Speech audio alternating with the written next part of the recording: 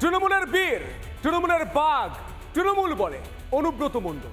সে অনুব্রত মণ্ডল টেলিফোনে একজন পুলিশ আধিকারিককে তার মা এবং তার স্ত্রী নিয়ে যে মন্তব্য করেছেন, যে কুরুচিকর আক্রমণ করেছেন, যে গালিগালাজ দিয়েছেন, যে খিস্তি দিয়েছেন, তা গোটা রাজ্য শুনেছে। আজ গোটা বাংলা জুড়ে একটাই খবর, অনুব্রত মণ্ডলকে গ্রেপ্তার কবে করবে, কখন করবে, গোটা বাংলার মানুষ জানতে চাইছে। দেখো, যারা মোটরসাইকেলের সঙ্গে দেখছি ইমিডিয়েটলি অ্যারেস্ট করুন, কোনো কাহিনী শুনবো না। না 9টার ভেতরে বাড়ি ঘর ভেঙে আমি চালিয়ে দেবো, মেরে হাত পা ভেঙে দেবো।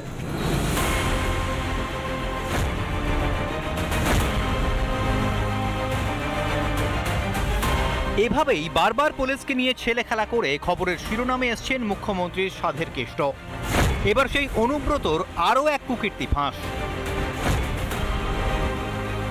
এবার বোলপুরের আইসি ও তার পরিবারকে কদর্য আক্রমণ বীরভূমের তৃণমূল নেতা অনুব্রত মণ্ডলের।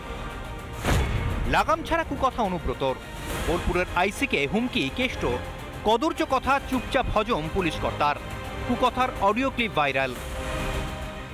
এই ঘটনা বীরভূমে এই প্রথম অভিযোগ উঠছে এমনটা নয়, এই প্রথম, কিন্তু এই প্রথম অনুব্রতর সঙ্গে 1-to-1 দুজনের মধ্যে কথা হচ্ছে, সেটা ভাইরাল হচ্ছে পুলিশের সঙ্গে, এটা ভাবার।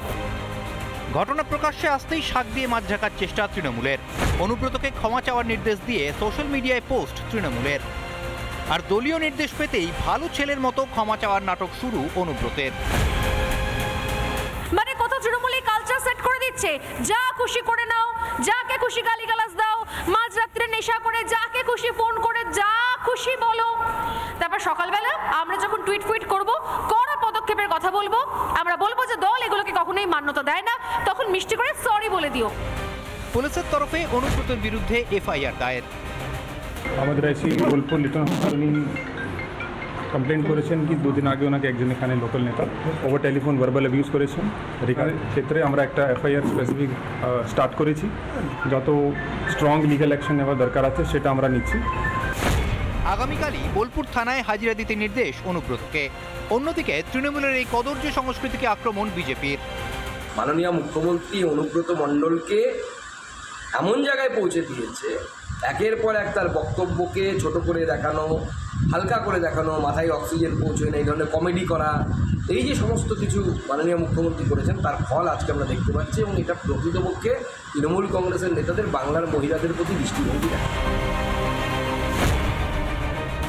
অনুব্রতের অসভ্যতাতে রাজ্য জুড়ে নিন্দার ঝড়। মা বোনকে নিয়ে নোংরা আক্রমণের পরও তাকে ছোট্ট ঘটনা বলে দায় এড়ালেন ফিরহাদ হাকিম। একটা কোনো জেলায় কেউ বলল, সেটাকে নিয়ে হাইলাইট হয়। তৃণমূল কংগ্রেস দল, তার নেত্রী মমতা বন্দ্যোপাধ্যায় কোনো উচ্ছৃঙ্খলতা সহ্য করেন না। কষান করে দিয়ে অন্যায় করেছে, তাকে কষান করে দেওয়া হবে। তবে চাপে পড়ে শেষ পর্যন্ত দল ও পুলিশের কাছে ক্ষমা চান বীরভূমের তৃণমূল নেতা। রাজ্য জুড়ে কুকথার রাজনীতি তৃণমূলের, অনুব্রত থেকে মনিরুল ইসলাম কিংবা হালফিলের অখিল গিরি বা উদয়ন গুহ। কদর্য ভাষার প্রয়োগে এ বলে আমায় দেখ তো ও বলে আমায়। কেন নেতাদের মুখে লাগাম পড়াতে পারছে না শাসক দল তৃণমূল? রিপাবলিক বাংলা।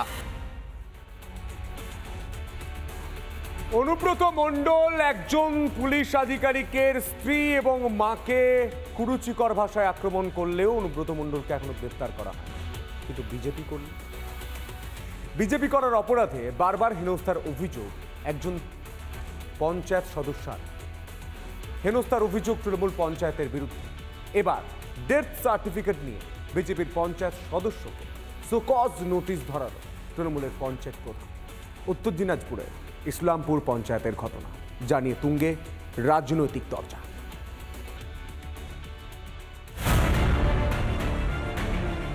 বিজেপি করার অপরাধে টার্গেট, বিজেপির পঞ্চায়েত সদস্যকে টার্গেট তৃণমূল পঞ্চায়েত প্রধানের, জানিয়ে শোরগোল উত্তর দিনাজপুরের ইসলামপুর পঞ্চায়েতে। ইসলামপুর পঞ্চায়েতে 11টি আসনের মধ্যে 7টি তৃণমূলের দখলে, আর বাকি 4টি আসনে ক্ষমতায় বিজেপি।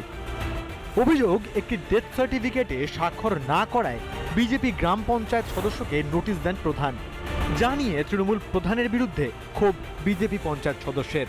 গ্রামের একটা মেয়ে প্রিয়াঙ্কা বিশ্বাস উনি মারা গেছে।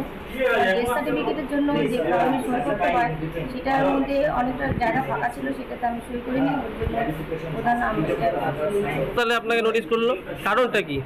কারণটা আমি বিজেপির মেম্বার বলে আমার নামে একটা সংবাদ দেওয়া হয়েছে। শুধু এই অভিযোগই নয়, তৃণমূল পরিচালিত পঞ্চায়েত উন্নয়নে বাধা দিচ্ছে বিজেপির অভিযোগ। আমাদেরকে 2 বছর হতে আসলো, কোনো কাজকর্ম কিছু দেওয়া হয়নি, আমি একটাও কাজ পাইনি এই পর্যন্ত। শুধু পোর্টালে ওরা ঢোকায়, কাজ কিছুই হয় না, বলছে টাকা শেষ হয়ে যায়। যদিও নোটিশ নিয়ে সাফাই দিয়েছে অভিযুক্ত প্রধান।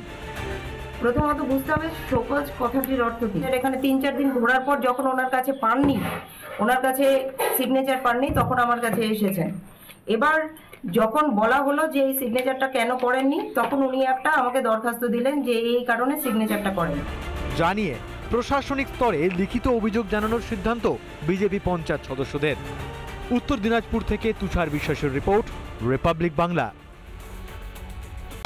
নানা ধরনের কন্টেন্ট দেখার জন্য লাইক করুন, শেয়ার করুন আমাদের ফেসবুক পেজ, সাবস্ক্রাইব করুন আমাদের ইউটিউব চ্যানেল। পাশাপাশি অন্যান্য ব্রেকিং নিউজের জন্য অবশ্যই চোখ রাখুন রিপাবলিক বাংলায়।